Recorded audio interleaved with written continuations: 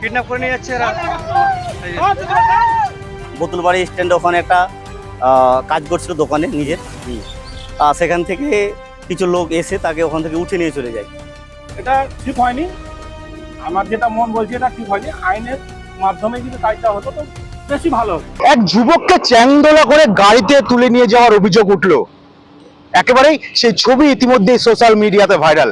যে জায়গাটা থেকে ওই যুবককে তুলে নিয়ে যাওয়া হয়েছিল, ঠিক এটা সেই জায়গা, করণদিঘির বোতলবাড়ি এলাকা। আর যে মুহূর্তে ওই যুবককে তুলে নিয়ে যাওয়া হয়েছিল সেই সময়টা কিন্তু একেবারে এখানে বিকেল, একেবারে লোকে লোকারণ্য।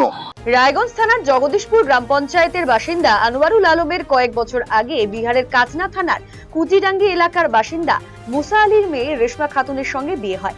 পরে রেশমা বাপের বাড়িতে গিয়ে এক পুত্র সন্তানের জন্ম দেন। অভিযোগ, এরপর থেকে তিনি আর শ্বশুর বাড়িতে ফিরতে রাজি হননি। বিষয়টি নিয়ে দুই পরিবারের মধ্যে একাধিকবার আলোচনা হলেও কোনো সমাধান হয়নি।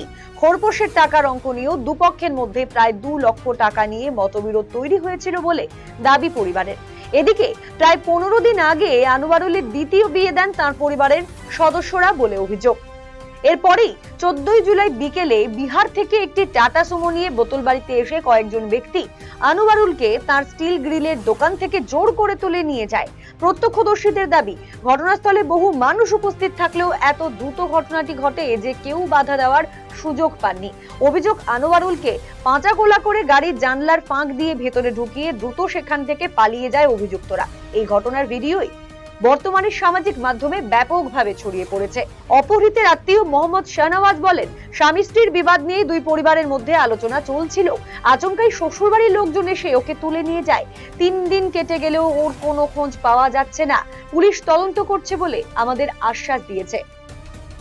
ঘটনা গত 14 তারিখে ও বোতলবাড়ি স্ট্যান্ডে ওখানে একটা কাজ করছিল দোকানে নিজের, সেখান থেকে কিছু লোক এসে তাকে ওখান থেকে উঠে নিয়ে চলে যায়। ঘটনাটা গাড়িতে করে, বোলেরোতে করে, টাটা সুমো। তারপরে নিয়ে গেল কি চেনা জানা কেউ? চেনা জানা বলতে ও শ্বশুরবাড়ির সঙ্গে একটা ঝামেলা চলছিল ওদের বউ নিয়ে, সেটা আলোচনার মধ্যে চলছিল, আলোচনা হচ্ছিল, এর মধ্যে তাকে তুলে নিয়ে চলে যায়, তার শ্বশুরবাড়ির লোক তুলে নিয়ে গেছে।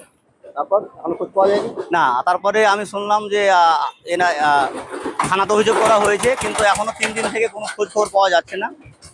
সবাই এখন দুশ্চিন্তায় আছে, বাড়ির লোক খোঁজ খবর করছেন, কিন্তু এখনো কোনো সুরাহা মিলেনি। এটা শ্বশুরবাড়ির লোকজন বাড়ি কোথায়? কুচিডাঙ্গি, বিহার পরে ওটা কুচিডাঙ্গি। বিহারের লোক এসে বাংলা থেকে তুলে নিয়ে গেল, সেই তো ব্যাপার, ওটাই সবাই আতঙ্কের মধ্যে রয়েছে এখন। হ্যাঁ, কোথাকার লোক নিয়ে গেল? কুচিডাঙ্গি। ওরাই নিয়ে গেছে? হ্যাঁ, ওরাই নিয়ে গেছে। এইটা হয় মানে বেঙ্গল থেকে কি বলছেন, দিনের বেলা এরকম ঘটনা ঘটতে পারে? হ্যাঁ, সন্ধ্যার পূর্বে দিনের বেলাতে নিয়ে গেছে, দিনের আলোতে। হ্যাঁ, দিনের আলোতে। এইটা অবাক লাগছে না আপনাদের? আমরা তো খুব আতঙ্কের মধ্যে রয়েছে সবাই, ফ্যামিলির, এবং আমরাও আতঙ্কের মধ্যে আছি। পুলিশ কি বলছে আপনাদের? পুলিশ তো আশ্বাস দিচ্ছে, কিন্তু এখনো কোনো খোঁজ খবর পাওয়া যাচ্ছে না, কোনো ব্যবস্থা হচ্ছে না। 3 দিন হয়ে গেল, গত 3 দিন। স্থানীয় বাসিন্দা জিল্লুর রহমান বলেন, আমরা রাস্তার ওপারে চা খাচ্ছিলাম, হঠাৎ একটি গাড়ি এসে ব্যবসায়ীকে তুলে নিয়ে চলে যায়। কেউ কিছু বুঝে ওঠার আগেই সব শেষ হয়ে যায়। তবে কোনো অভিযোগ থাকলে আইন মেনেই ব্যবস্থা নেওয়া উচিত ছিল। 14 তারিখ মানে গত পরশু দিন। হ্যাঁ, কি শুনছেন? শুনলাম আমরা ওই দোকানটায় চা খাচ্ছিলাম বসে, এখানে দেখছি ওখান থেকে যে এখানে একটা ছেলেকে এরা তুলাতুলি করছে, ধরে আসলাম। তারপরে দেখলাম যে গাড়িটা ছেড়ে দিল। কি গাড়ি ছিল? বোলেরো ছিল। বললো বা টাটা সুমো? বোলেরো মনে হয়, টাটা সুমো।